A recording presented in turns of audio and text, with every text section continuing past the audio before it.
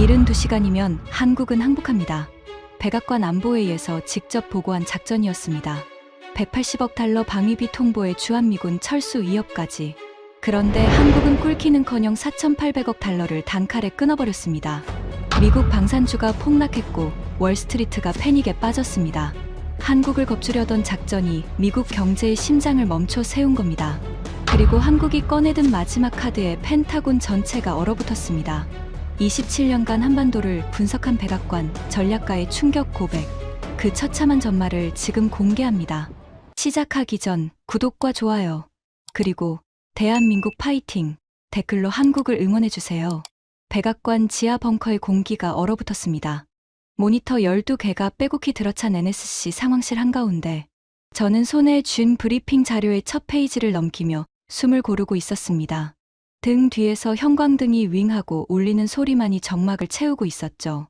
제 이름은 데릭 콜번, 백악관 국가안보회의, 그러니까 NSC 아시아 담당 선임보좌관입니다. 이 자리에 앉기까지 27년이 걸렸습니다. CIA 동아시아 분석관으로 시작해서 국무부 한국과를 거쳐 지금은 대통령이 아시아에 관한 결정을 내릴 때 가장 먼저 제 목소리를 듣습니다. 그날 제가 대통령 앞에 펼쳐놓은 것은 제 커리어 27년의 집대성이었습니다. 작전명 서울 항복. 72시간 안에 대한민국 정부를 완전히 굴복시키는 시나리오였습니다. 하지만 지금 이 이야기를 하고 있다는 것 자체가 그 작전이 얼마나 처참하게 실패했는지를 증명합니다. 저는 27년간 한반도를 분석하면서 단 한 번도 틀린 적이 없다고 자부했습니다. 하지만 그 자만심이 제 인생 최악의 판단 착오를 만들었고, 그 대가로 미국은 태평양에서 6,200억 달러짜리 구멍을 스스로 뚫어버렸습니다. 그 시작은 이랬습니다. 대통령 안보특별고문 리처드 캐슬린이 상황실 문을 열고 들어서는 순간 방 안의 온도가 2도쯤 내려가는 느낌이었습니다. 70대 중반의 이 노인은 냉전 시대의 화석 같은 인물이었죠. 월스트리트에서 수십 년간 돈을 굴리다가 방산 로비스트로 전향했고, 그 막대한 정치 자금을 무기 삼아 백악관 안보라인의 최고 실세로 올라선 사람이었습니다. 그의 은발은 항상 한 올의 흐트러짐도 없이 빗어져 있었고, 맞춤 양복에서는 밥비싼 시거의 쾌쾌한 냄새가 배어나왔습니다. 캐슬린은 의자에 앉지 않았습니다. 서서 내려다보는 게 이 사람의 습관이었죠. 상대를 위축시키려는 의도가 뼈에 새겨진 사람이었습니다. 콜번, 준비됐나? 네, 고문님. 그럼 시작해.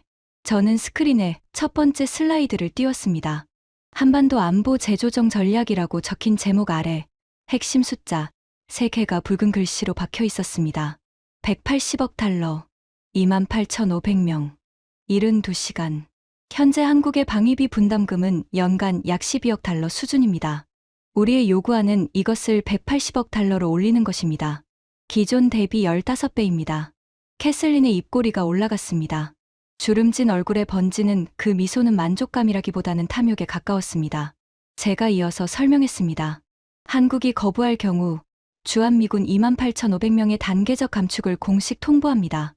1단계로 비전투 병력 8,000명을 60일 내 철수하고 2단계로 전투부대 12,000명을 추가 철수합니다. 이 압박이 가해지면 한국 정부의 예상 굴복 시한은 72시간입니다. 왜 72시간이지? 제 분석에 따르면 한국 언론이 주한미군 철수설을 보도하는 순간 한국 증시는 최소 15% 폭락합니다. 부동산 시장과 외환 시장이 동시에 흔들리면 경제적 패닉이 72시간 안에 정치적 압력으로 전환됩니다. 한국 대통령은 국민 여론의 공포에 밀려 우리 조건을 수용할 수밖에 없습니다. 캐슬린이 고개를 끄덕였습니다. 그의 눈이 모니터 속 숫자들을 훑을 때 마치 도축장 주인이 가축의 무게를 재는 것 같은 차가움이 느껴졌습니다. 거기에 하나 더 얹어. 한국이 준비 중인 대미 투자 패키지. 그거 규모가 얼마지? 4,800억 달러 규모입니다. 반도체 공장 증설, 배터리 합작, 자동차 생산 라인 확대가 포함되어 있습니다. 좋아. 그것까지 인질로 잡아. 방위비를 내지 않으면 그 투자도 못하게 만들겠다고 해. 돈 앞에서 안 꿇는 나라는 없어. 특히 아시아 놈들은. 저는 그 말에 눈 하나 깜짝하지 않았습니다. 솔직히 말씀드리면 그때의 저는 캐슬린의 그 역겨운 인종차별적 발언에 동의하지는 않았지만 결론에는 동의했습니다. 한국은 꿇을 것이라고 확신했으니까요. 27년간 한반도를 지켜본 제 경험이 그렇게 말해주고 있었습니다. 한국은 언제나 마지막 순간에 양보했습니다. 언제나요. 그때 상황실 연문이 열리며 또 한 명이 들어왔습니다. 펜타곤 인도태평양사령부 전략기획국장 마크 셰퍼드 소장이었습니다. 해병대 출신의 이 50대 장교는 주한미군에서 3년을 복무한 경력이 있었죠. 한국을 잘 아는 사람이었습니다. 하지만 그가 한국에 대해 아는 것과 한국을 존중하는 것은 완전히 별개의 문제였습니다. 셰퍼드는 들어서자마자 스크린을 힐끗 보더니 피식 웃었습니다. 72시간이면 넉넉하네요. 제가 평택에 있을 때 한국군 장교들 봤는데 우리가 버튼 눌러주지 않으면 미사일 하나 못 쏘는 친구들이에요. 작전 통제권이 우리한테 있다는 게 뭘 의미하는지 아시죠? 그놈들은 우리 허락 없이는 자기 나라, 하늘의 전투기도 못 띄워요. 캐슬린이 만족스러운 표정을 지었습니다. 그건 아직도 그런가? 물론이죠. 위성정보, 조기경보 체계, 정밀타격 좌표까지 전부 우리 시스템에 물려 있습니다. 한국이 독자적으로 전쟁을 수행할 능력은 사실상 제로에 가깝습니다. 저는 셰퍼드의 말에 속으로 고개를 끄덕였습니다. 틀린 말이 아니었으니까요. 적어도 그때까지의 제 분석으로는 그랬습니다. 브리핑이 끝난 뒤 대통령은 짧게 말했습니다. 진행해. 단 2글자였습니다. 하지만 그 2글자가 미국 태평양, 패권의 종말을 알리는 시작이 될 줄은 그 방에 있던 누구도 상상하지 못했습니다. 이틀 뒤 저는 앤드루스 공군기지에서 C-32 특별수송기에 올랐습니다. 셰퍼드와 국무부 동아시아 담당 부차관보 제클린 모스도 함께였습니다. 모스는 40대 초반의 하버드 로스쿨 출신 엘리트 외교관이었는데 이 사람의 특기는 가장 깔끔한 말투로 가장 모욕적인 내용을 전달하는 것이었습니다. 비행기가 이륙하고 태평양 위로 접어들었을 때 셰퍼드가 위스키 잔을 기울이며 말했습니다. 콜본, 한국 사람들이 우리를 어떻게 맞이할 것 같아? 내 경험상 처음에는 무표정하게 앉아 있다가 우리가 카드를 꺼내는 순간 얼굴이 새하얘질 거야. 매번 그랬거든. 모스가 얇은 미소를 지으며 거들었습니다. 한국은 참 좋은 파트너예요. 시키는 건 다 하니까요. 이번에도 형식적으로 항의하다가 결국 서명하겠죠. 제가 서울에서 3년 근무하면서 배운 건 딱 하나예요. 한국 외교관들은 목소리를 높이는 것과 실제로 저항하는 것은 전혀 다른 문제라는 거요. 셰퍼드가 크게 웃었습니다. 맞아. 짓기는 잘하는데 물지는 못해. 두 사람이 웃는 동안 저는 창밖을 바라보고 있었습니다. 끝없이 펼쳐진 태평양의 검푸른 바다가 기체 아래로 흘러가고 있었죠. 저는 웃지 않았습니다. 하지만 그건 불안감 때문이 아니었습니다. 저는 그저 냉정한 사람이었을 뿐이에요. 웃으면서 일하는 건 아마추어나 하는 짓이라고 생각했으니까요. 제 서류 가방 안에는 72시간 시나리오의 모든 변수가 담긴 150페이지짜리 보고서가 들어 있었습니다. 한국의 가능한 반응 시나리오 14가지를 모두 분석해 놓았죠. 시나리오 1번, 즉각 수용. 시나리오 2번, 형식적 저항 후 수용. 시나리오 3번, 국내 정치용 저항 후 비공개 수용. 14가지 시나리오 중 한국이 끝까지 거부하는 시나리오는 단 하나도 없었습니다. 왜냐고요? 27년간 그런 일은 한 번도 없었으니까요. 서울에 도착한 것은 새벽 5시였습니다. 오산기지에 내리는 순간 한반도 특유의 습하고 무거운 공기가 폐를 채웠습니다. 활주로 위에 미군 수송기들이 줄지어 서 있었고 멀리서 한국 공군 전투기가 이륙하는 굉음이 들려왔습니다. 셰퍼드가 그 소리를 듣더니 코웃음을 쳤습니다. 저거 KF-21인가? 미국 엔진 없으면 저것도 고철 덩어리야.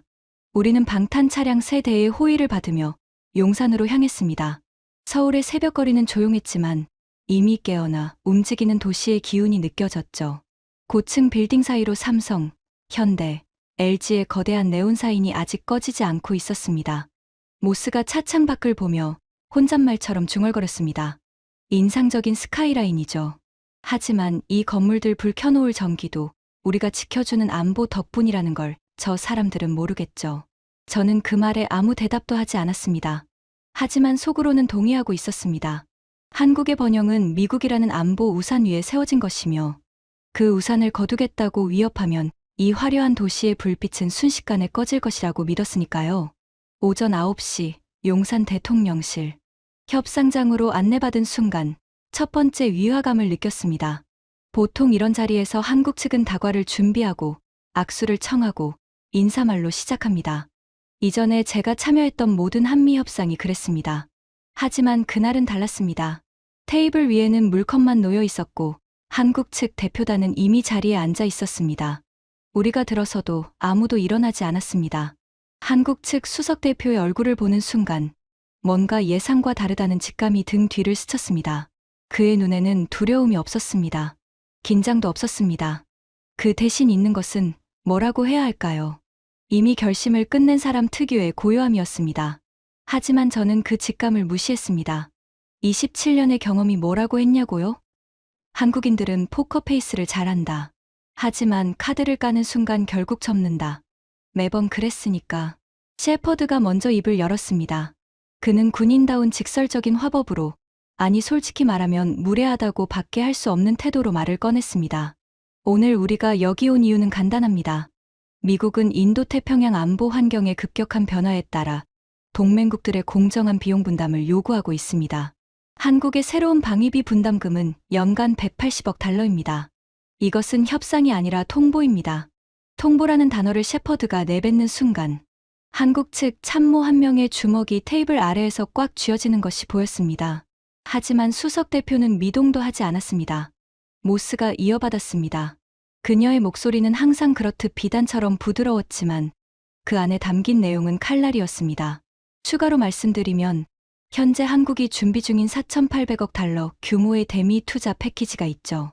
반도체 공장 증설, 배터리 합작, 자동차 생산 라인.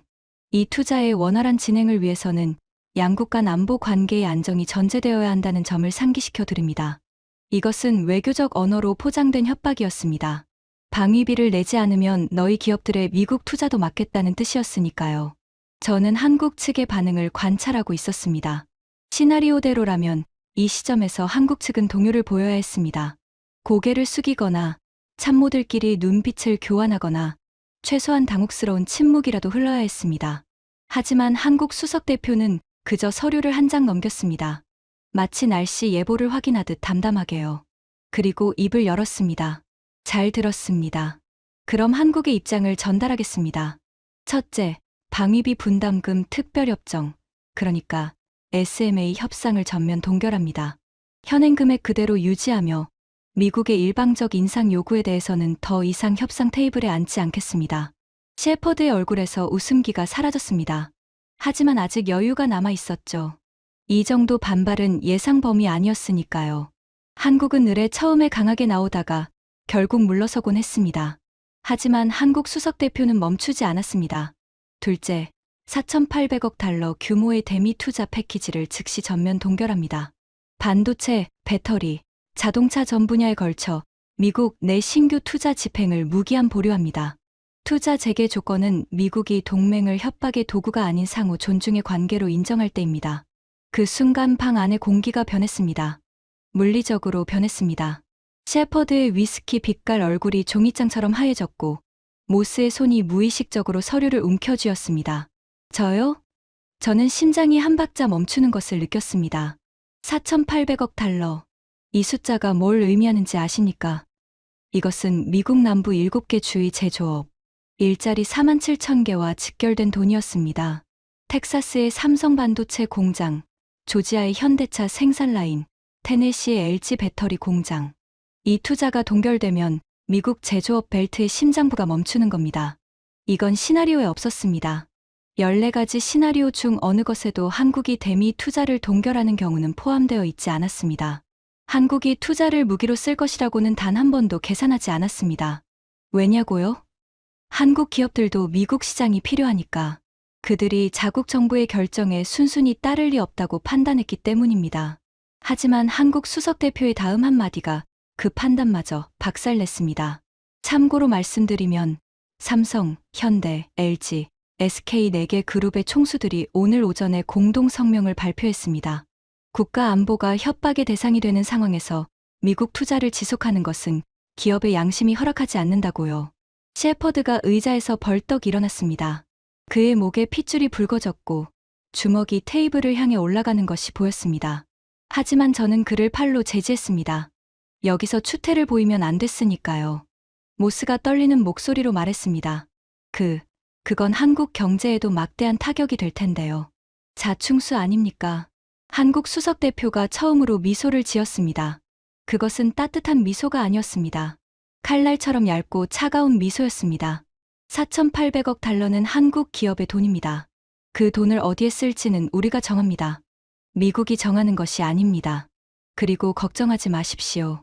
한국 기업들은 이미 유럽과 중동과 아세안에서 대체 투자처를 확보해 놓았습니다. 그 말을 듣는 순간 제 뒷목이 서늘해졌습니다.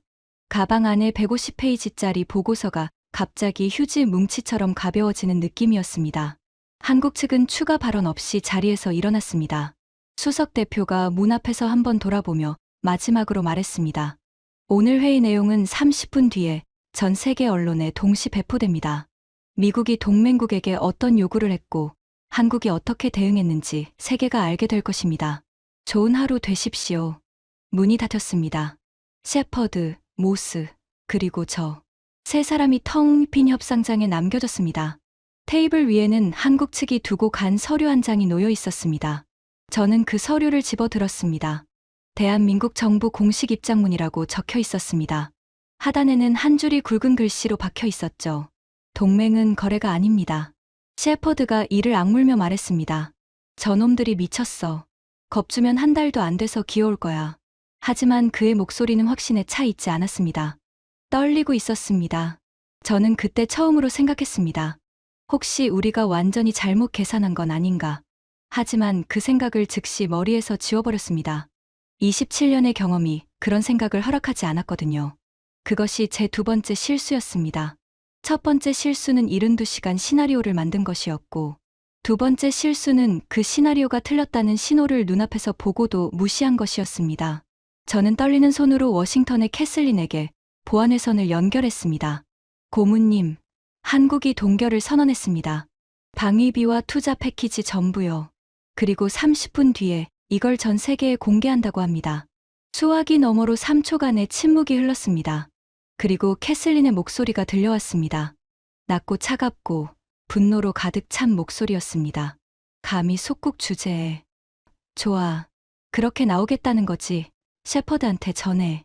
주한미군 철수 카드를 꺼내라고. 진짜로. 진짜로요? 진짜로. 이번엔 블러핑이 아니야. 실제로 빼기 시작해. 그러면 저놈들 간담이 서늘해져서 3일 안에 기어올 거야. 저는 전화를 끊고 창밖을 바라보았습니다. 용산의 하늘은 맑고 푸르렀습니다. 저 하늘 아래 5천만 명의 한국인들이 살고 있었죠. 그 순간까지도 저는 그들을 미국의 안보 자선을 받는 수혜자 정도로 생각하고 있었습니다. 그 오만함의 대가가 얼마나 처참한 것인지 알게 되기까지 채 일주일도 걸리지 않았습니다. 서울에서의 첫 협상이 박살난 지 정확히 6시간 뒤, 저는 오산 공군기지에서 워싱턴행 수송기에 몸을 실었습니다. 셰퍼드는 비행기 안에서 한마디도 하지 않았습니다. 이가 너무 세게 물려 있어서 관자놀이가 불룩하게 튀어나와 있었죠. 모스는 노트북을 펼쳐놓고 뭔가를 미친 듯이 타이핑하고 있었는데, 화면을 슬쩍 봤더니 국무부 본부에 보낼 긴급 보고서였습니다. 제목이 눈에 들어왔습니다. 서울 협상 결렬 즉시 대응 방안 필요. 저는 창가에 앉아 태평양을 내려다보며 머릿속으로 계산을 돌리고 있었습니다. 한국이 투자 동결을 전 세계에 공개한다고 했죠. 공개 시점은 서울 시간으로 오후 3시, 뉴욕 시간으로는 새벽 2시. 그 말은 우리가 워싱턴에 도착하기도 전에 전 세계 금융시장이 이 소식을 소화하기 시작한다는 뜻이었습니다. 불안했냐고요? 아닙니다. 아직은 아니었습니다. 저는 여전히 이것이 한국의 블러핑이라고 믿었습니다. 강하게 치고 나온 뒤 뒷문으로 조용히 들어와서 타협안을 내미는 것. 그게 제가 27년간 봐온 한국의 패턴이었으니까요. 하지만 워싱턴에 도착하는 순간 제 확신에 금이 가기 시작했습니다. 앤드루스 기지에 착륙하자마자 보좌관이 뛰어왔습니다. 얼굴이 하얗게 질려 있었죠. 콜범 보좌관님, 지금 캐슬린 고문님이 백악관 위기실로 즉시 오라고 하셨습니다. 한국 건 때문에 난리가 났습니다. 무슨 난리? 뉴욕 증시요. 개장하자마자 방산주가 폭락하고 있습니다. 로키드 마틴이 11% 빠졌고 보잉은 14%, 레이시오는 9% 떨어졌습니다. 1시간 만에 방산 섹터 전체에서 증발한 시가총액이 1,400억 달러가 넘습니다. 심장이 철렁 내려앉았습니다. 예상보다 빠른 반응이었습니다. 하지만 이건 시작에 불과했습니다. 백악관 지하 위기실에 들어서는 순간 저는 내가 아는 워싱턴의 권력자들이 이렇게까지 동요한 모습을 본 적이 없다는 사실을 깨달았습니다. 캐슬린이 의자 팔걸이를 두 손으로 움켜쥐고 앉아 있었습니다. 그의 얼굴은 평소의 차가운 여유 대신 붉은 분노로 물들어 있었죠. 테이블 둘레에는 국방부 차관, 국무부 정책기획국장, 재무부 국제금융 담당 차관보까지 모여 있었습니다. 모니터에는 CNN 속보가 흘러나오고 있었습니다. 하단 자막에 한국이 4,800억 달러 대미 투자를 전면 동결했다는 글씨가 빨간색으로 반복되고 있었죠. 캐슬린이 제가 들어서자마자 으르렁거렸습니다. 콜번. 내 72시간 시나리오가 방금 6시간 만에 박살났어. 설명해. 저는 침착하게, 적어도 침착한 척하면서 대답했습니다. 한국이 예상보다 강하게 나왔습니다. 하지만 이것은 초기 반응입니다. 실제로 4,800억 달러 투자를 동결하면 한국 기업들도 막대한 손실을 입습니다. 시간이 지나면 한국 재계가 정부에 압력을 넣어서 타협안이 나올 겁니다. 시간이 얼마나 걸리는데? 일주일에서 열흘이면 한국 내부에서 균열이 시작될 겁니다. 캐슬린의 눈이 가늘어졌습니다. 일주일? 월스트리트가 일주일을 기다려줄 것 같아. 지금 이 시간에도 의회에서 전화가 빗발치고 있어. 텍사스 상원의원이 삼성 공장 투자 동결되면 자기 주에서 일자리 8,000개가 날아간다고 미친 듯이 소리 지르고 있다고. 셰퍼드가 끼어들었습니다. 그때까지 그는 벽에 기대서 팔짱을 끼고 있었는데 입을 여는 순간 그의 목소리에는 여전히 오만함이 남아 있었습니다. 고문님, 간단합니다. 지금 바로 주한미군 감축을 공식 발표하십시오. 8,000명부터 시작합니다. 한국 증시가 바닥을 치면 한국 대통령은 국민들한테 쫓겨나기 전에 먼저 무릎을 꿇을 겁니다.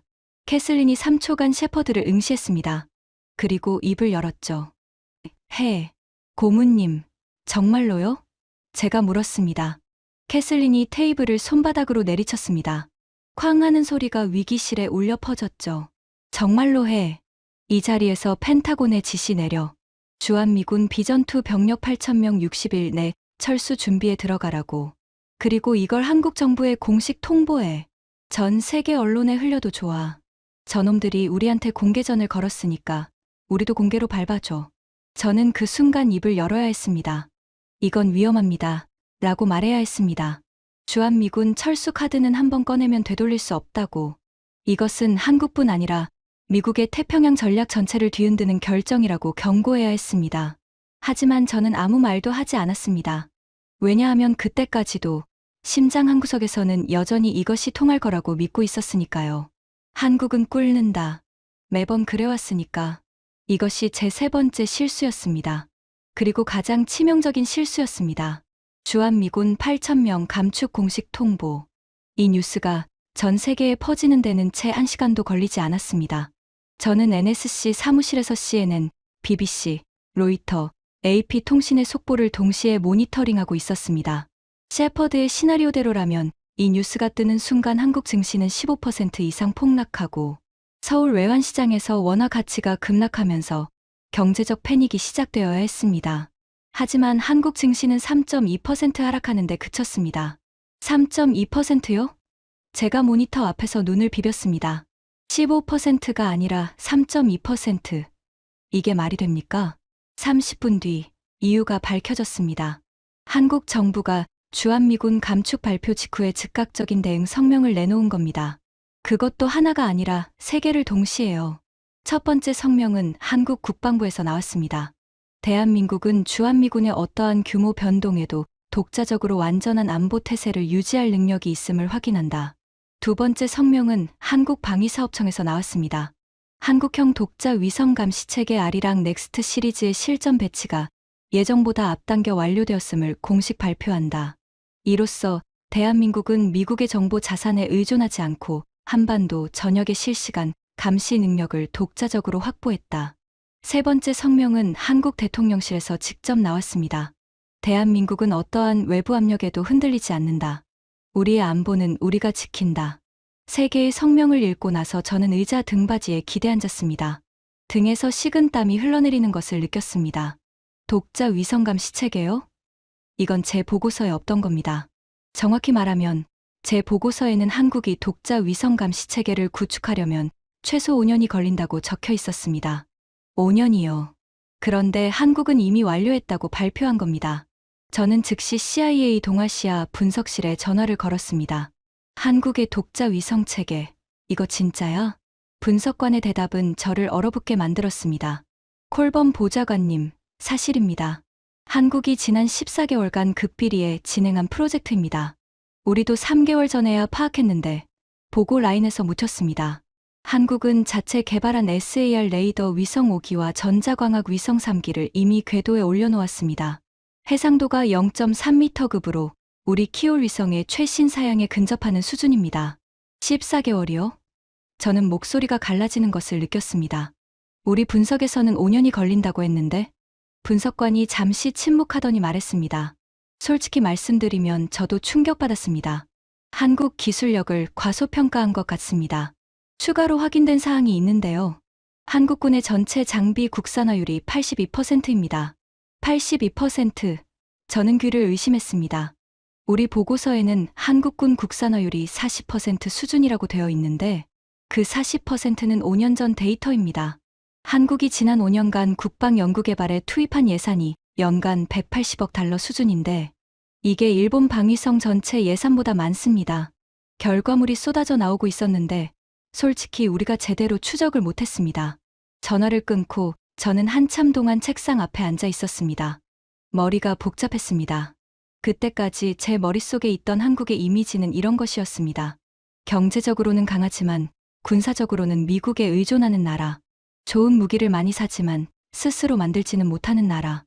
위성도, 정보도, 핵심 전략 자산도 전부 미국 시스템에 물려있는 나라. 그런데 그 나라가 조용히 아무도 모르게 우리가 5년 걸린다고 비웃던 일을 14개월 만에 해치워버린 겁니다. 하지만 저는 아직 완전히 무너지지 않았습니다. 위성 몇 개 띄웠다고 해서 미국 군사력을 대체할 수는 없으니까요. 적어도 그때는 그렇게 생각했습니다. 진짜 충격은 그 다음 날부터 시작되었습니다. 한국의 역공은 마치 정밀하게 계획된 군사 작전처럼 단계적으로 진행되었습니다. 지금 돌이켜보면 한국은 우리가 방위비 압박을 해올 것을 이미 수개월 전부터 예측하고 있었던 겁니다. 우리가 시나리오를 짜는 동안 한국은 그 시나리오에 대한 카운터를 이미 완성해 놓고 있었습니다. 주한미군 감축 발표 이틀 뒤 한국방위사업청이 기자회견을 열었습니다.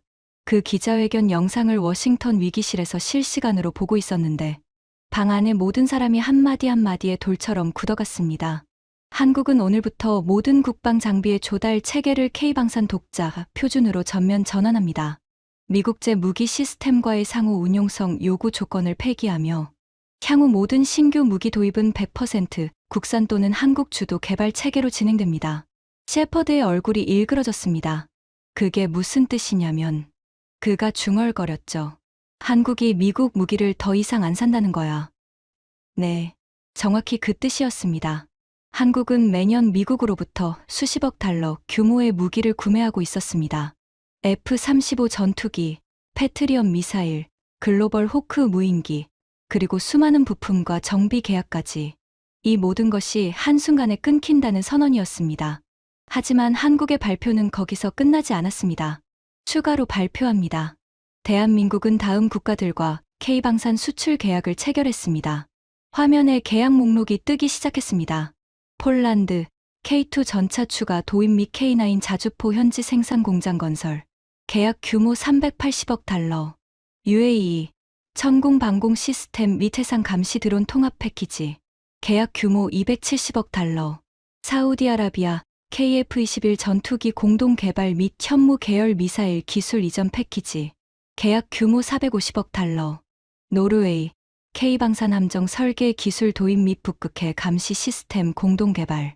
계약 규모 85억 달러. 인도, K9 자주포 대량 도입 및 한국형 전술통신체계 구축. 계약 규모 210억 달러. 루마니아, 대공방어 시스템 통합 도입. 계약 규모 120억 달러.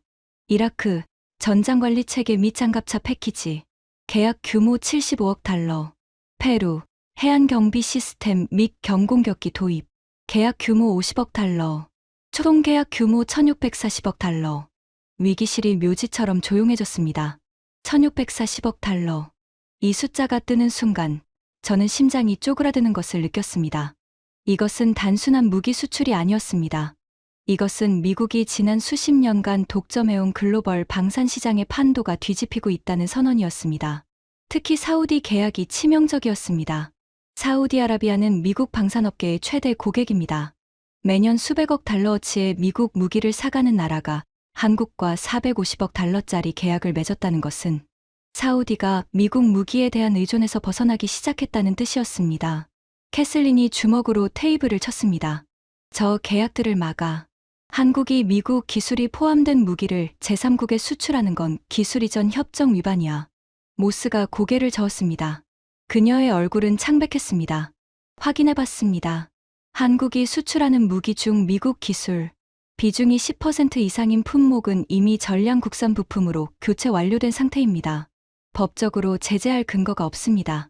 캐슬린의 입술이 파르르 떨렸습니다. 언제 교체한 거야? 지난 3년간이요. 한국은 이 상황을 대비해서 미국 부품 의존도를 체계적으로 줄여왔습니다. 현재 한국 방산 제품의 미국 기술 의존도는 7% 미만입니다. 7%라는 숫자가 방 안에 떨어지는 순간 저는 등골이 서늘해지는 것을 느꼈습니다. 5년 전만 해도 한국 방산의 미국 기술 의존도는 35%가 넘었습니다. 그 35%가 우리의 안전장치였죠. 한국이 아무리 무기를 많이 만들어도 핵심 부품은 미국 것이니까 우리가 수출 승인을 거부하면 한국 방산은 멈춘다. 그게 우리의 계산이었습니다. 그런데 한국은 우리가 모르는 사이에 그 안전장치를 조용히 해체해버린 겁니다. 7%라니요. 이건 사실상 미국 없이 완전히 독립적인 방산 생태계를 구축했다는 뜻이었습니다. 셰퍼드가 처음으로 불안한 표정을 보였습니다. 그의 아래턱이 가늘게 떨리고 있었죠. 잠깐. 한국군 국산화율 82%, 미국 기술 의존도 7%, 독자 위성체계 완성. 이거 다 합치면 저놈들이 진짜로 우리 없이도 되는 거 아니야? 저는 대답하지 않았습니다. 대답할 수 없었습니다. 왜냐하면 같은 생각이 제 머릿속에서도 번지고 있었으니까요. 한국의 역공 세 번째 파도는 우리가 전혀 예상하지 못한 곳에서 밀려왔습니다. 유럽이었습니다. 주한미군 감축 발표 나흘 뒤 유럽연합 외교안보 고위 대표가 공식 성명을 발표했습니다.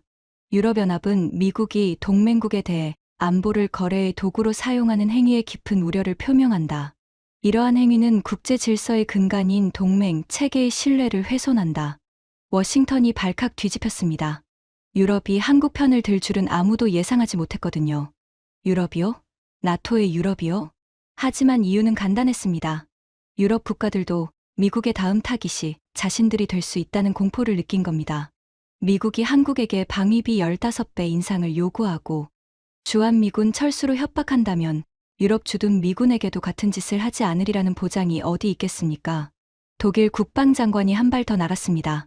동맹을 협박하는 것은 러시아가 하는 짓이지 미국이 하는 짓이 아닙니다. 적어도 과거에는 아니었습니다. 독일은 한국의 입장을 전적으로 이해합니다. 영국 국방부도 성명을 냈습니다. 우리는 인도태평양 지역의 안정적인 안보 환경을 지지하며 일방적인 군사력 감축이 지역 안정에 미치는 영향에 대해 우려한다. 외교적 언어로 포장되어 있었지만 번역하면 간단합니다. 미국, 너 지금 뭐 하는 짓이냐? 캐슬린은 유럽 성명들을 읽더니 서류를 바닥에 내던졌습니다. 배신자들. 우리가 나토에 얼마를 쏟아붓는데 감히. 하지만 유럽의 반발보다 더 충격적인 소식이 그날 밤에 들어왔습니다. 일본이었습니다. 일본 방위성이 비공개 외교 채널을 통해 워싱턴에 메시지를 보냈습니다.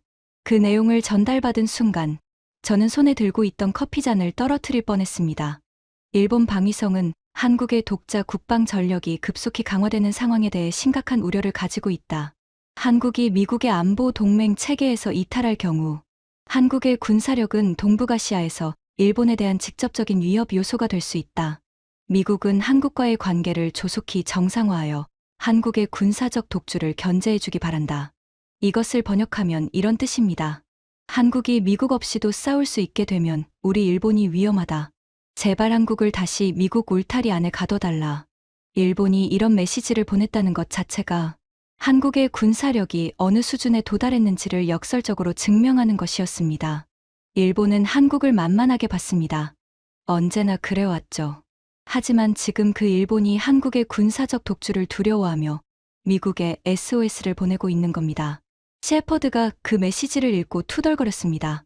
일본도 겁먹은 거야? 한국군이 뭐가 그렇게 무섭다고? 저는 펜타곤의 한국군 전력 재평가 보고서를 긴급 요청했습니다. 그리고 다음 날 아침 그 보고서를 받아든 순간 지금까지 제가 갖고 있던 한국에 대한 모든 평가가 근본적으로 틀렸다는 것을 깨달았습니다. 보고서의 내용은 이랬습니다.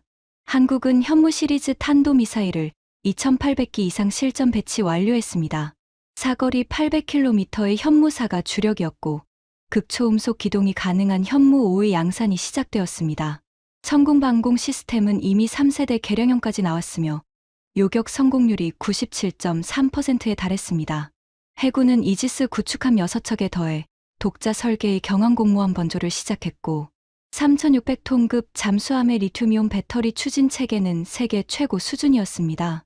한국군의 전체 전력을 수치화했을 때 재래식 전력만 놓고 보면 세계 3위권이라는 게 펜타곤 분석관들의 평가였습니다. 이 보고서를 읽으면서 제 손이 떨렸습니다. 이건 제가 알던 한국이 아니었습니다. 제가 27년간 분석해온 한국은 미국의 보호 아래에서 경제에 집중하는 나라였습니다. 군사적으로는 언제나 미국의 그늘에 있는 나라였습니다. 그런데 어느 순간 그 나라가 조용히 이빨을 갈고 발톱을 세워놓은 겁니다. 우리가 미사일 사거리 제한이니 상호운용성이니 하는 족쇄로 묶어놓았다고 안심하던 사이에 한국은 그 족쇄를 하나씩 끊어내고 있었습니다. 셰퍼드의 말이 떠올랐습니다. 우리가 버튼 눌러주지 않으면 미사일 하나 못 쏜다고 했죠. 완전히 틀린 말이었습니다. 한국은 자기 버튼을 만들어 놓고 있었습니다. 우리가 잠들어 있는 사이에요. 하지만 진짜 폭탄은 월스트리트에서 터졌습니다. 주한미군 감축 발표 일주일 뒤 미국 금융시장의 상황을 말씀드리겠습니다. 로키드 마틴 주가 22% 하락, 보잉 방산 부문 28% 하락, 레이시온 19% 하락, 노스롭 그러먼 17% 하락, 제너럴 다이내믹스 15% 하락, 미국 방산 섹터 전체에서 증발한 시가총액 2,700억 달러. 2,700억 달러가 일주일 만에 허공으로 사라진 겁니다. 왜 이렇게까지 폭락했냐고요? 이유는 복합적이었습니다. 첫째, 한국이 미국 무기 구매를 전면 중단하면서 향후 10년간 미국 방산업체들이 한국 시장에서 벌어들일 예정이었던 수익 1,200억 달러가 증발했습니다. 둘째, K방산 수출이 1,640억 달러나 한꺼번에 쏟아지면서 미국 방산업체들의 글로벌 시장 점유율이 직격탄을 맞았습니다. 셋째, 투자자들이 미국 방산 전체의 미래의 의문을 품기 시작한 겁니다. 한국이라는 나라 하나가 미국 방산 시장을 이 정도로 흔들 수 있다면 미국 방산의 독점적 지위는 더 이상 안전하지 않다는 판단이었죠. 하지만 방산만의 문제가 아니었습니다. 한국의 4,800억 달러 투자 동결은 미국 제조업 전체를 뒤흔들고 있었습니다. 텍사스 오스틴의 삼성 반도체 공장 증설이 중단되면서 지역 건설업체 340개가 계약 해지 통보를 받았습니다. 조지아의 현대차 전기차 생산 라인 2차 투자가 동결되면서 협력업체 직원 6,000명이 하루아침에 무급 휴직에 들어갔습니다. 미시간의 LG 배터리 공장 확장이 멈추면서 포드와 GM의 전기차 생산 일정이 최소 8개월 지연됐습니다. 한국 배터리 없이는 미국 전기차 산업이 돌아가지 않는다는 불편한 진실이 백일화에 드러난 겁니다.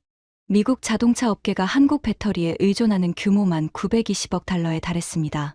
재무부 국제금융 담당 차관보가 위기실에서 숫자를 나열하는 동안 캐슬린의 얼굴은 점점 더 어두워졌습니다.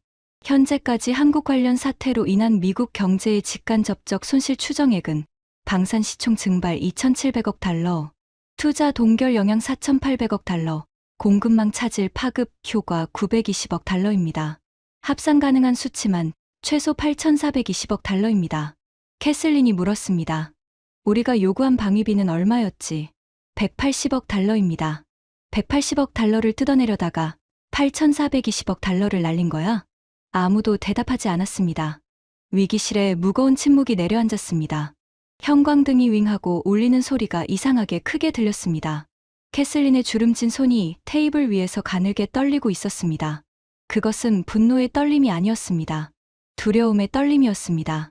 70년을 살면서 월스트리트를 주무르고 백악관을 좌지우지하던 이 늙은 권력자가 처음으로 자신이 통제할 수 없는 상황 앞에 서 있다는 것을 깨달은 순간이었습니다. 모스가 조심스럽게 입을 열었습니다. 그녀의 목소리에서 평소의 비단결 같은 여유는 완전히 사라져 있었습니다. 고문님, 솔직하게 말씀드리겠습니다. 우리가 한국을 밀어내는 게 아닙니다. 한국이 스스로 떠나고 있습니다. 그리고 한국이 떠난 자리를 메울 수 있는 나라는 지구상에 없습니다. 캐슬린이 고개를 들어 모스를 노려보았습니다. 하지만 반박하지 않았습니다. 반박할 수 없었을 겁니다. 숫자가 모든 것을 말해주고 있었으니까요. 그리고 진정한 공포가 찾아왔습니다. 주한미군 감축 발표 열흘 뒤, 저는 펜타곤의 극비 시설에 불려갔습니다. 지하 3층에 있는 전략 시뮬레이션 센터. 이 방에는 미국의 모든 군사 시나리오를 컴퓨터로 돌려보는 최첨단 시스템이 있습니다. 보통은 중국이나 러시아와의 전쟁 시나리오를 분석하는 데 사용하죠. 그런데 그날은 특별한 요청이 있었습니다. 주한미군이 완전 철수할 경우 미국의 인도태평양 방어 체계에 미치는 영향을 시뮬레이션해달라는 국방장관의 직접 지시였습니다. 시뮬레이션 결과가 스크린에 뜨는 순간 방 안에 있던 장성 6명의 얼굴이 동시에 굳어졌습니다. 시나리오 주한미군 28,500명 완전 철수. 결과 1점, 미국은 한반도에서 철수한 전력을 대체하기 위해 괌, 하와이, 오키나와의 새로운 전진 기지를 구축해야 합니다. 비용 2,400억 달러. 소요 기간 최소 6년. 결과 2점, 한국의 평택 기지와 오산 공군기지에 설치된 미국의 조기경보 레이더, 정보감시 자산, 통신 중계 시설을 대체할 경우 비용 1,800억 달러. 소요 기간 최소 4년. 단서 조항이 붙어 있었습니다. 한반도만큼 대중국 감시에 최적화된 지리적 위치는 지구상에 존재하지 않음. 결과 3점, 미국 방산업체의 한국 시장 연구 상실. 향후 15년간 누적 손실 2,000억 달러. 총 비용 6,200억 달러. 6,200억 달러. 이 숫자가 스크린에 뜨는 순간 제 옆에 앉아있던 인도태평양 사령부 부사령관이 의자 등받이를 움켜쥐며 신음 같은 욕설을 내뱉었습니다. 그리고 시뮬레이션은 추가 결과를 보여줬습니다. 주한미군 철수 시 동북아 군사균형 변화. 중국 인민해방군의 서태평양 진출 억제력 73% 감소. 러시아 극동군 견제력 61% 감소. 일본 자위대 단독 방어 시 전력 공백 발생 확률 89%. 쉽게 말하면 이겁니다. 한국에서 미군이 빠지면 미국은 중국과 러시아의 턱 밑에서 감시하던 눈과 귀를 잃습니다. 태평양 방어선에 6,200억 달러짜리 구멍이 뚫립니다. 그 구멍을 메우는데 최소 6년이 걸립니다. 그 6년 동안 중국은 대만을 포함한 서태평양에서 사실상 견제 없이 군사력을 확장할 수 있게 됩니다. 우리가 한국을 버리는 게 아니었습니다. 한국을 잃는 것은 미국이 태평양의 지배권을 잃는 것이었습니다. 그 시뮬레이션실에서 나오면서 저는 27년 커리어 중 처음으로 진심에서 우러나오는 공포를 느꼈습니다. 다리가 후들거렸습니다. 복도의 형광등, 불빛이 이상하게 멀게 느껴졌습니다. 이건 단순한 외교 실패가 아니었습니다. 이건 미국 패권의 구조적 붕괴 시나리오였습니다. 그리고 그 시나리오의 방아쇠를 당긴 것은 한국이 아니라 우리 자신이었습니다. 복도를 걸으며 저는 문득 오래된 기억이 떠올랐습니다. 거의 30년 전이었습니다. 서울 주재 시절이었죠. 아직 CIA 분석관이던 시절, 한국. 외교부의 한 젊은 사무관과 이태원의 허름한 술집에서 소주를 마신 적이 있었습니다. 그 사무관은 30대 초반이었는데 눈빛이 유난히 또렷한 사람이었습니다. 소주를 몇 잔 걸치고 나서 그가 갑자기 진지한 표정으로 말했습니다. 콜번 씨, 언젠가 우리는 당신들의 허락 없이도 서게 될 겁니다. 그때 가서 후회하지 마세요. 30년 전 저는 그 말을 듣고 속으로 웃었습니다. 피식이라고 표현하는 게 맞겠죠. 꿈은 자유니까. 미국의 허락 없이 서는 나라가 이 지구상에 어디 있어. 더구나 한국이 전쟁의 폐허에서 겨우 일어선 나라가, 미국이 밥을 먹여주고 총을 쥐어준 나라가 30년이 지난 지금 펜타곤 지하 복도를 걸으며 저는 그 말이 한 글자도 틀리지 않았다는 것을 깨달았습니다. 그리고 후회하라는 말도 정확했습니다. 저는 후회하고 있었으니까요. 뼈저리게. 하지만 캐슬린은 아직 포기하지 않았습니다. 아니, 포기할 수 없었습니다. 포기하는 순간 자신이 이 모든 재앙의 원흉이라는 것을 인정해야 하니까요. 70년간 쌓아올린 그의 자존심이 그것을 허락하지 않았습니다. 시뮬레이션 결과를 보고받은 캐슬린은 입술을 깨물더니 마지막 카드를 꺼냈습니다. 해구산을 회수하겠다고 위협해. 미국의 확장 억제, 그러니까 해구산이 한국에 더 이상 적용되지 않는다고 통보해.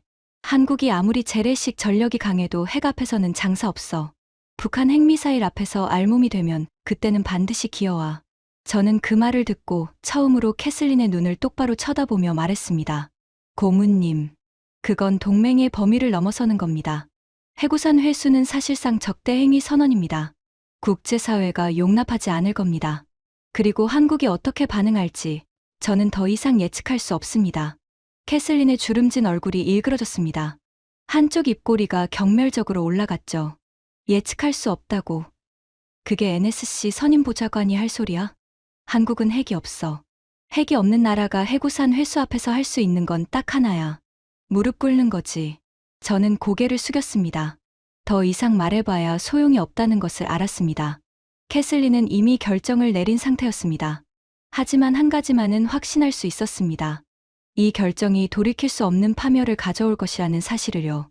해구산 회수 위협이 한국에 전달된 것은 그로부터 48시간 뒤였습니다. 그리고 한국의 대답은 캐슬린은 물론이고 워싱턴의 그 누구도 상상하지 못한 것이었습니다. 바로 그것이 미국이라는 제국의 동북아시아 패권에 진짜 사망 선고를 내린 순간이었습니다.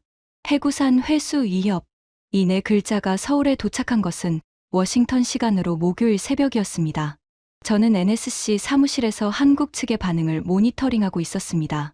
캐슬린은 자신의 집무실에서 시거를 피우며 승전보를 기다리고 있었겠죠. 셰퍼드는 펜타곤에서 한국군의 패닉 징후를 잡아내려고 모든 감청 채널을 열어놓고 있었습니다. 72시간 시나리오가 실패하고 주한미군 감축 카드가 먹히지 않고 월스트리트가 무너지고 유럽이 등을 돌린 상황에서 캐슬린이 꺼낸 마지막 카드, 미국의 확장 억제, 즉 해구산을 한반도에서 거둬들이겠다는 위협. 이것은 외교적 언어로 포장된 사형 선고였습니다. 북한의 핵미사일 앞에서 한국을 알몸으로 세우겠다는 뜻이니까요. 캐슬린은 확신하고 있었습니다. 한국이 아무리 재래식 전력이 강해도 아무리 경제적으로 버틸 체력이 있어도 핵 앞에서는 장사 없다고. 이것이야말로 한국의 급소이며 이 카드를 꺼내는 순간 한국 대통령은 백기를 들 수밖에 없다고. 저도 솔직히 같은 생각이었습니다. 한국이 지금까지 보여준 대응은 놀라웠지만 핵은 다른 차원의 문제니까요. 재래식 무기로 핵을 상대할 수는 없습니다. 그것은 물리학의 법칙이었습니다. 한국의 반응을 기다리며 저는 커피를 4잔째 마시고 있었습니다. 시계는 새벽 3시 47분을 가리키고 있었죠. 모니터에는 서울의 실시간 뉴스 화면이 떠 있었습니다. 평소와 다름없는 서울의 아침이었습니다. 출근길 차량들이 한강 다리 위를 건너고 있었고 지하철역에서 사람들이 쏟아져 나오고 있었습니다. 패닉의 기미는 어디에도 없었습니다. 이상했습니다. 해구산 회수 위협이 전달된 지 이미 12시간이 지났는데 한국에서는 아무런 동요도 감지되지 않았습니다. 증시도 안정적이었고 외환시장도 평온했습니다. 한국 정부의 공식 반응도 없었습니다. 셰퍼드가 전화를 걸어왔습니다. 목소리에 약간의 불안이 섞여 있었죠. 콜번, 한국 쪽에서 아무 반응이 없어. 평소 같으면 외교부가 즉각 성명을 내거나 최소한 비공개 채널로 접촉을 해올 텐데 아무것도 없어. 저는 대답했습니다. 충격이 너무 커서 대응 방침을 정하는데 시간이 걸리는 거겠지. 조금 더 기다려보자. 하지만 속으로는 불안했습니다. 한국이 이번 사태에서 보여준 패턴을 떠올려봤습니다. 방위비 동결, 투자 패키지 동결, 독자 위성체계 발표, K방산 수출 폭탄. 매번 한국의 대응은 즉각적이었고 정밀했습니다. 그런 나라가 해구산 회수라는 최대의 위협 앞에서 12시간째 침묵하고 있다. 이것은 당혹이 아니었습니다. 이것은 뭔가를 준비하고 있다는 뜻이었습니다. 그리고 서울 시간으로 오후 2시, 워싱턴 시간으로 새벽 5시, 한국 대통령이 긴급 대국민 담화를 발표했습니다. 저는 모니터 앞에 얼어붙은 채로 그 담화를 지켜보았습니다. 한국 대통령의 얼굴에는 분노도, 두려움도, 당혹감도 없었습니다. 있는 것은 오직 하나. 돌이킬 수 없는 결심을 마친 사람 특유의 차갑고 단단한 고요함이었습니다. 존경하는 국민 여러분. 오늘 대한민국 정부는 중대한 결정을 발표합니다. 첫째, 대한민국은 한미 원자력 협정의 전면 재검토에 착수합니다. 우리의 평화적 핵 이용 권리는 어떠한 외부 세력에 의해서도 제한되지 않을 것입니다. 둘째, 대한민국 해군은 독자 설계, 독자 기술에 의한 핵 추진 잠수함 건조 프로그램을 공식 가동합니다.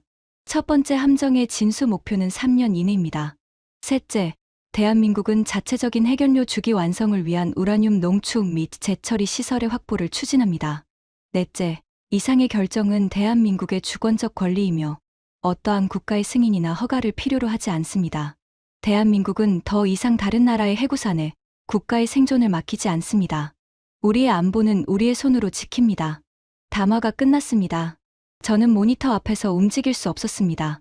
손끝이 차가워지고 등에서 식은땀이 쏟아지는 것을 느꼈습니다. 심장이 갈비뼈를 때리는 것처럼 요동치고 있었죠. 잠재적 핵주권 선언. 한국이 핵무기를 만들겠다고 직접 말한 것은 아니었습니다. 하지만 핵추진 잠수함, 우라늄 농축, 재처리 시설. 이 세 가지를 갖추면 핵무기 제조까지의 거리는 기술적으로 6개월 이내입니다. 이것을 안보 전문가들은 잠재적 핵주권이라고 부릅니다. 핵무기를 보유하지는 않지만 결심만 하면 반년 안에 만들 수 있는 능력을 갖추는 것. 일본이 이미 이 상태에 있었고 이제 한국도 같은 위치에 서겠다는 선언이었습니다. 캐슬린에게 전화가 걸려왔습니다. 저놈들이 뭐라고 했어? 캐슬린의 목소리는 갈라져 있었습니다. 핵추진 잠수함 독자 건조, 우라늄 농축 시설 확보를 선언했습니다. 사실상 잠재적 핵주권 선언입니다. 3초간의 침묵. 그리고 캐슬린의 목소리가 들려왔는데 이번에는 분노가 아니었습니다. 공포였습니다. 그건 안 돼. 한국이 핵을 가지면 일본도 가지겠다고 할 거야. 그럼 대만도. 그러면 동북아 전체가 핵도미노에 빠져. 네, 그렇습니다. 그래서 제가 처음부터 해구상 카드를 꺼내지 말라고 했던 겁니다. 캐슬린이 전화를 끊었습니다. 수화기 너머로 무언가를 내던지는 소리가 들렸습니다. 그날 오후 백악관에서 긴급회의가 소집되었습니다. 하지만 이번에는 분위기가 완전히 달랐습니다. 캐슬린의 자리가 비어 있었습니다. 대신 그 자리에 앉아 있는 사람은 대통령 비서실장이었습니다. 비서실장이 입을 열었습니다. 캐슬린 고문은 오늘부로 사임했습니다. 대통령께서 콜번 보좌관에게 한국 사태 수습을 직접 맡기라고 지시하셨습니다. 방 안이 술렁였습니다. 셰퍼드의 얼굴이 하얘졌습니다. 캐슬린이 잘렸다는 것은 자신도 다음 차례라는 뜻이니까요. 비서실장이 저를 똑바로 쳐다보며 말했습니다. 콜번, 대통령의 지시는 간단합니다. 한국과의 관계를 원래대로 돌려놓으시오. 더 이상의 손실은 용납할 수 없습니다. 방법은 당신에게 맡깁니다. 저는 고개를 끄덕였습니다. 하지만 속으로는 알고 있었습니다. 원래대로 돌아갈 수 없다는 것을. 한번 꺼낸 칼은 다시 칼집에 넣어도 상처는 남습니다. 한국은 이미 독자 노선으로 돌아섰고 그 방향을 되돌리는 것은 불가능에 가까웠습니다. 그날 밤, 저는 다시 서울행 비행기에 올랐습니다. 하지만 이번에는 모든 것이 달랐습니다. 지난번에 서울에 갈 때 저는 통보하러 가는 사람이었습니다. 항복을 받으러 가는 사람이었습니다. 셰퍼드와 모스와 함께 한국이 무릎 꿇는 모습을 지켜보러 가는 사람이었죠. 이번에는 혼자였습니다. 셰퍼드도 모스도 없었습니다. 그리고 저는 통보하러 가는 것이 아니라 요청하러 가는 것이었습니다. 아니, 솔직히 말하면 구걸에 가까웠습니다. 비행기 안에서 저는 창밖의 태평양을 내려다보았습니다. 지난번에도 같은 바다를 보았죠. 그때 저는 이 바다가 미국의 호수라고 생각했습니다. 태평양은 미국이 지배하는 바다이며 한국은 그 바다의 한 구석에서 미국의 허락을 받아 존재하는 나라라고. 하지만 지금 이 바다를 보면서 깨달았습니다. 이 바다에 미국의 이름은 새겨져 있지 않습니다. 이 바다는 누구의 것도 아닙니다. 미국이 이 바다를 지배할 수 있었던 것은 힘 때문이 아니라 동맹 때문이었습니다. 한국이, 일본이, 호주가, 필리핀이 함께 있었기 때문에 미국은 이 거대한 바다를 관리할 수 있었던 겁니다. 그런데 우리는 그 동맹을 거래, 대상으로 만들어버렸습니다. 값을 매기고 청구서를 보내고 돈을 내지 않으면 떠나겠다고 협박했습니다. 동맹의 본질을 우리 스스로 파괴한 겁니다. 30년 전 그 한국 외교관의 얼굴이 다시 떠올랐습니다. 소주잔을 기울이며 웃던 젊은 얼굴. 언젠가 우리는 당신들의 허락 없이도 서게 될 겁니다. 그때 가서 후회하지 마세요. 그가 맞았습니다. 모든 것이 맞았습니다. 한국은 허락 없이 섰고 저는 후회하고 있었습니다. 서울의 외교부 청사. 이번에는 한국 측이 다과를 준비해 놓고 있었습니다. 차가 따뜻했고 과일이 깔끔하게 놓여 있었습니다. 첫 번째 협상 때의 그 살벌한 분위기와는 달랐습니다. 하지만 그것이 오히려 더 뼈아팠습니다. 한국은 여유가 있었습니다. 승자의 여유였습니다. 한국 수석 대표가 미소를 지으며 말했습니다. 이번에는 어떤 숫자를 가져오셨습니까? 저는 솔직하게 말했습니다. 숫자를 가져온 것이 아닙니다. 사과를 가져왔습니다. 한국 수석 대표의 눈이 미세하게 움직였습니다. 그것은 놀라움이었습니다. 미국이 사과하는 것은 한미 동맹 역사상 전례가 없는 일이었으니까요.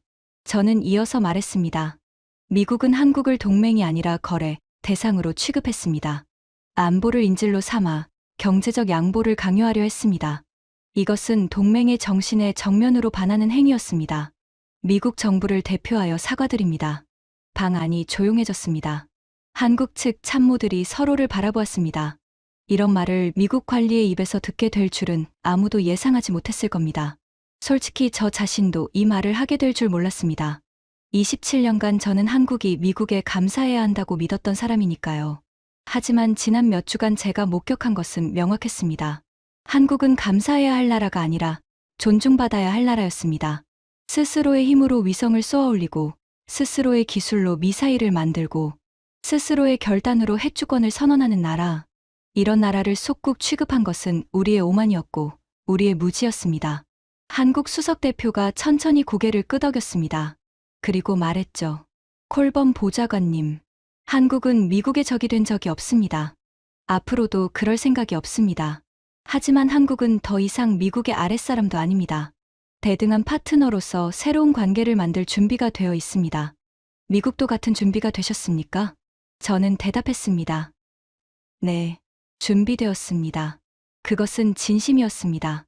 워싱턴으로 돌아오는 비행기 안에서 저는 보고서를 썼습니다. 27년 경력 중 가장 어려운 보고서였습니다. 제목은 이랬습니다. 한미 동맹 재평가. 부제는 이랬죠. 왜 우리는 틀렸는가? 보고서의 결론 부분을 쓸 때 저는 펜을 잡은 손이 떨리는 것을 느꼈습니다. 27년간 쌓아온 모든 전제가 무너지는 순간이었으니까요. 결론. 미국은 대한민국을 보호 대상으로 간주하는 패러다임에서 벗어나야 한다. 한국은 이미 군사적, 경제적, 기술적으로 미국의 안보 자산 없이 자립할 수 있는 역량을 갖추었다. 미국이 한국에 제공하는 것보다 한국이 미국에 제공하는 전략적 가치가 더 크다. 이 현실을 인정하지 않는 한 미국은 태평양에서 가장 중요한 동맹을 영구적으로 상실할 것이다. 이 보고서를 대통령에게 제출한 날, 대통령은 저를 15분간 바라보았습니다. 그리고 한마디만 했습니다. 처음부터 이렇게 했어야지. 네, 처음부터 이렇게 했어야 했습니다. 한국을 협박 대상이 아니라 존중의 대상으로 봤어야 했습니다. 하지만 우리는 그러지 못했습니다. 70년간의 관성이, 세계 최강대국이라는 오만이, 한국은 결국 우리 말을 듣는다는 맹신이 우리의 눈을 멀게 만들었습니다. 그 대가로 우리가 잃은 것은 이렇습니다. 방산시장 점유율. 아시아 태평양에서 미국 방산의 시장 점유율은 61%에서 38%로 추락했습니다. 한국 방산의 점유율은 8%에서 23%로 치솟았습니다. 전략적 신뢰. 미국이 동맹을 거래, 대상으로 취급한다는 인식이 전 세계에 퍼졌습니다. 유럽, 아시아, 중동의 동맹국들이 미국에 대한 의존도를 줄이는 움직임을 시작했습니다. 태평양 방어. 한국이 독자 노선을 걷기 시작하면서 미국의 동부가 전략에 거대한 구멍이 뚫렸습니다. 이 구멍을 메우는 비용은 6,200억 달러. 메우는데 걸리는 시간은 최소 8년. 180억 달러를 뜯어내려다 잃어버린 것의 총합. 계산할 수 없습니다. 숫자로 환산할 수 없는 것까지 포함하면 미국 외교 역사상 가장 비싼 실수로 기록될 것입니다. 하지만 제가 가장 뼈저리게 느낀 것은 숫자가 아니었습니다. 그것은 한 나라의 자존심을 밟으면 어떤 대가를 치르게 되는지에 대한 교훈이었습니다. 한국은 보릿고개를 지나 세계 경제 10위권에 오른 나라입니다. 전쟁의 잿더미 위에서 반도체를 만들고 자동차를 만들고 배를 만들고 미사일을 만든 나라입니다. 그 나라의 국민에게 당신들은 우리 없이 못 산다고 말한 것은 역사에 대한 모독이었습니다. 스스로를 지킬 힘을 가진 나라만이 진정한 동맹의 자격이 있습니다. 한국은 증명했습니다. 그리고 미국은 뒤늦게 깨달았습니다. 저는 지금도 가끔 30년 전 그 서울의 술자리를 떠올립니다. 소주잔을 기울이며 웃던 그 젊은 한국 외교관. 그가 했던 말. 언젠가 우리는 당신들의 허락 없이도 서게 될 겁니다. 그는 지금 어디서 뭘 하고 있을까요? 아마 대한민국의 어딘가에서 자기 나라가 당당히 서 있는 모습을 지켜보며 조용히 미소 짓고 있겠죠. 그 미소가 저에게는 27년간의 오만에 대한 가장 조용하고 가장 완벽한 심판이었습니다. 지금까지 백악관 전략가가 직접 겪은 충격적인 이야기였습니다. 대한민국의 저력을 전 세계에 알릴 수 있도록 이 이야기를 널리 공유해 주세요. 우리의 자부심이 더 큰 힘이 됩니다. 구독과 좋아요도 부탁드립니다. 지금까지 감동 피치였습니다. 감사합니다.